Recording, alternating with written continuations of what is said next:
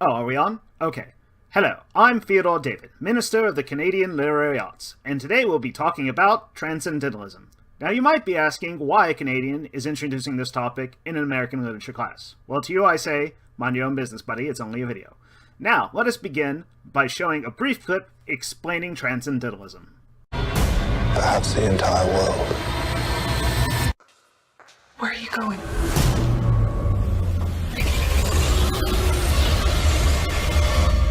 Everywhere. Sorry, that seemed to be a clip from the movie Transcendence, not Transcendentalism. And now, Transcendentalism, beginning with Waldo Emerson. Ralph Waldo Emerson is the father of American literature. In a series of strikingly original essays written in the mid-19th century, he fundamentally changed the way that America saw its cultural and artistic possibilities, and he enabled a separation from transatlantic literary traditions. "We have listened too long," he wrote, "to the courtly muses of Europe." Emerson himself hardly seemed destined to fit a revolutionary mold. He was born in 1803, the son of a Boston preacher, and was descended from a line of New England ministers that went back to the bedrock of 17th century Puritanism. When his father died in 1811, his mother took in boarders to pay the rent. Still, she sent her son to Harvard in 1817, and then Harvard Divinity School to train for the priesthood in 1825. Emerson was ordained in 1829, marrying the love of his life, Ellen Tucker, in the same year. He was already unsatisfied with the formal nature of New England religious orthodoxy. When Ellen died of tuberculosis just 2 years later, he resigned from the church and soon after embarked on a trip to Europe, leaving on Christmas Day 1832. Two crucial things happened to Emerson on that tour of Europe. In Paris, he went to the famous Jardin des Plantes, a botanical and zoological garden. There he had an epiphany, writing in his journal that, "I feel the centipede in me, the cayman, carp, eagle, and fox. I am moved by strange sympathies. I say continually, I will be a naturalist."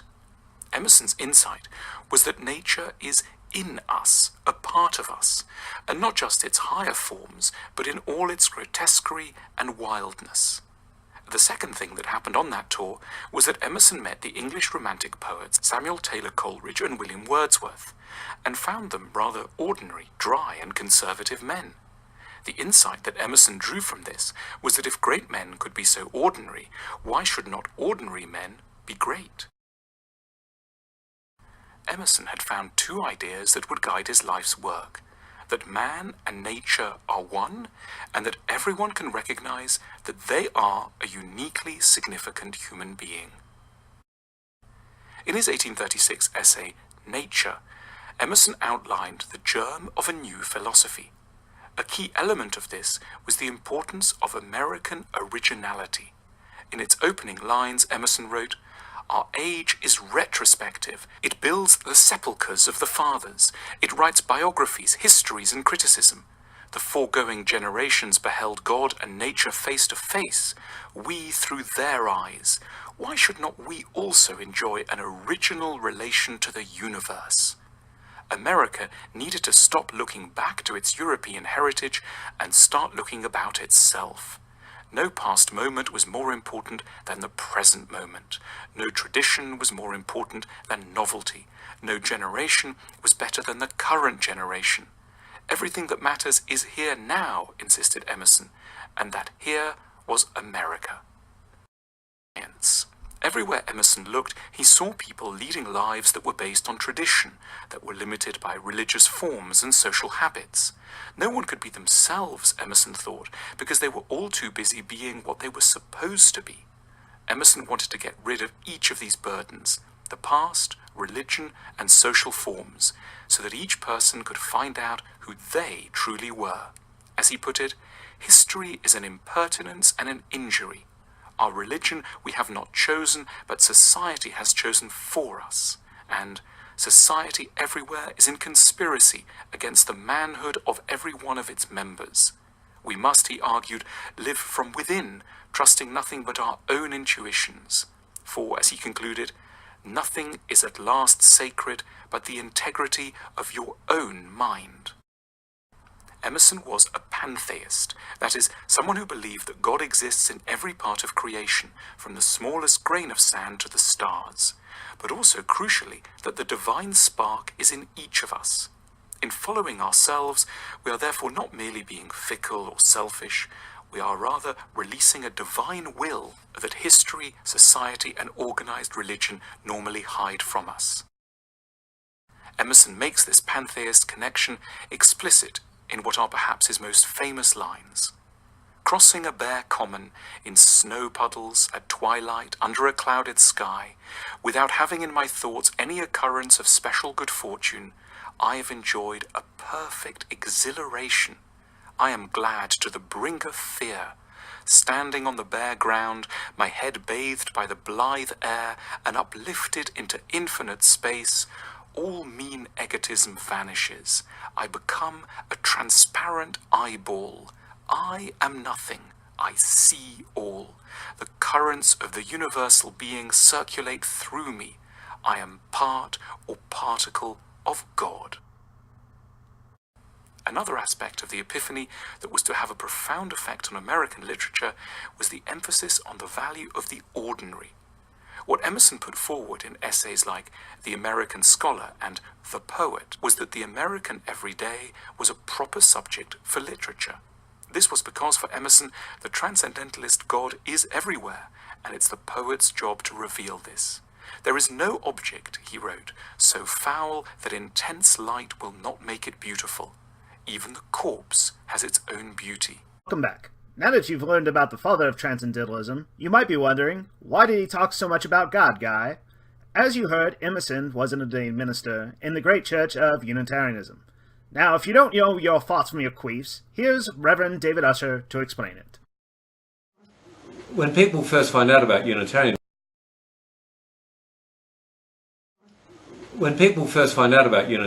it's natural that they should ask questions like, well, what do Unitarians believe about Jesus or the Bible or life after death? Some of the big theological questions.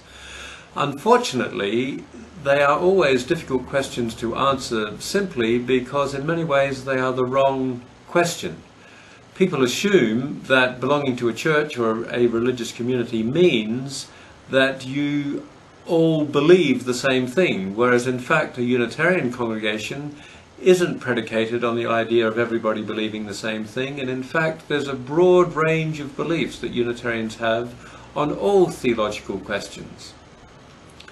And so it's very difficult to answer questions easily about what Unitarians believe because there's a wide range of belief.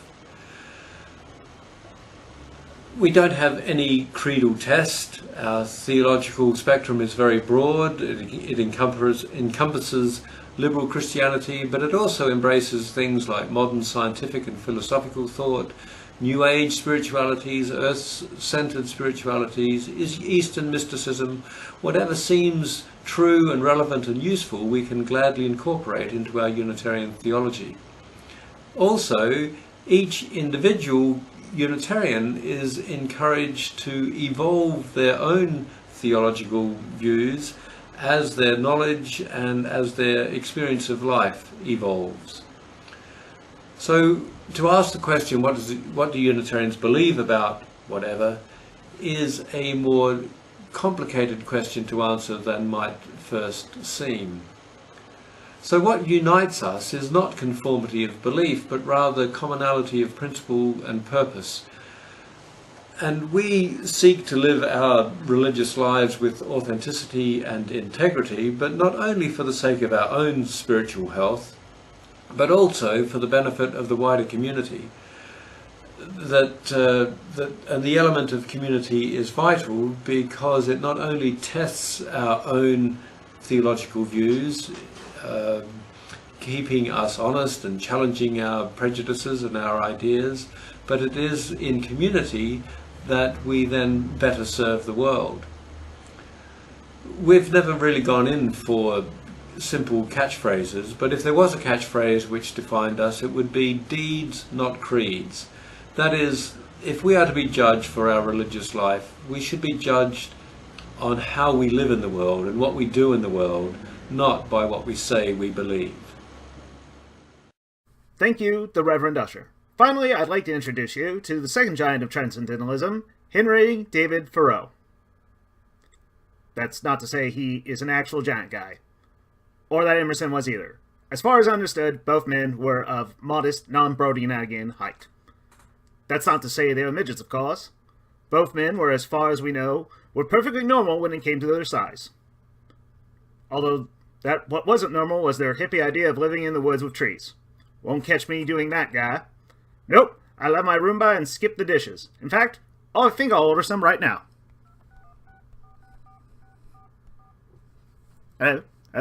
Yes. I'd like to order one. Oh, sorry. Gotta put the video on. Henry David Thoreau reminds us about the importance of simplicity, authenticity, and downright disobedience. He was born in 1817 in Concord, an unassuming town west of Boston. His father was a pencil maker, and his mother took in boarders. He attended Harvard College in 1833, yet he rejected the ordinary career paths like law, medicine, or the church. Then, Thoreau struck up a remarkable friendship with the American Transcendentalist philosopher Ralph Waldo Emerson. Emerson and his Transcendentalism had a huge influence on Thoreau. Moreover, Emerson helped Thoreau find a place where he could focus on his writing. The older man owned a plot of land in the woods surrounding the nearby Walden Pond, and in 1845 he allowed Thoreau to build a small cabin there, 3 by 4.5 meters. In his 2 years in the cabin, Thoreau penned the first draft of his most notable work, Walden, or Life in the Woods, which was eventually published in 1854. It would become an inspirational text about self-discovery. Thoreau argued that his escape to Walden Pond was not simply a relaxing retreat to the forest. He settled there to live deep and suck out the marrow of life, as he put it. I went to the woods because I wished to live deliberately, to front only the essential facts of life, and see if I could not learn what it had to teach, and not, when I came to die, discover that I had not lived. After some time in the cabin, Thoreau discovered a different, more conscious lifestyle. To begin with, he concluded that we actually need very few things. He suggested that we think about our belongings in terms of how little we can get by with, rather than how much we can get. He managed to sustain himself on only 1 day of work a week. He pointed out that walking the distance of a 30-mile train journey took a day, but working to earn the money to pay for the same journey would take more than a day. Like his friend Emerson, Thoreau deeply valued what he called self-reliance. He distrusted society and the progress it claimed to have made. The civilized man has built a coach, he said, but has lost the use of his feet. He felt that economic independence from other people and from the government was crucial. Thoreau optimistically declared, "Only that day dawns to which we are awake. There is more day to dawn. The sun is but a morning star." Perhaps the best testament of the value of Thoreau's individual contemplation and personal authenticity is that his ideas lead him to powerful political conclusions. Thoreau argued that people are morally obliged to challenge a government that upholds hypocritical or flagrantly unfair laws. So Thoreau turned to what he called civil disobedience, peacefully resisting immoral laws in protest. In July 1846, he withheld payment of his poll tax duty to avoid paying for the Mexican-American War and slavery. "I ask for, not at once no government, but at once a better government," he wrote after spending the night in jail. It was not until it was picked up by subsequent reformers that his essay, Civil Disobedience, became one of the most influential pieces of American political philosophy in history, influencing Gandhi, Martin Luther King, and the anti-Nazi resistance. Despite his time as a hermit, Thoreau teaches us how to approach our frighteningly vast, highly interconnected, and morally troubling modern society.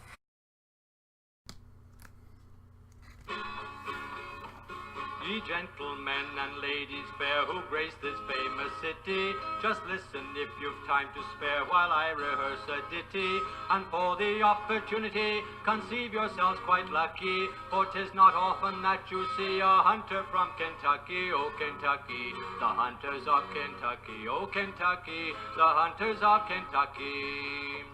We are a hardy, free-born race, each man to fear a stranger. Whate'er the game, we join in chase, despising time and danger. And if a daring foe annoys, whate'er his strength and forces, we'll show him that Kentucky boys are alligator horses, oh Kentucky, the hunters of Kentucky, oh Kentucky, the hunters of Kentucky.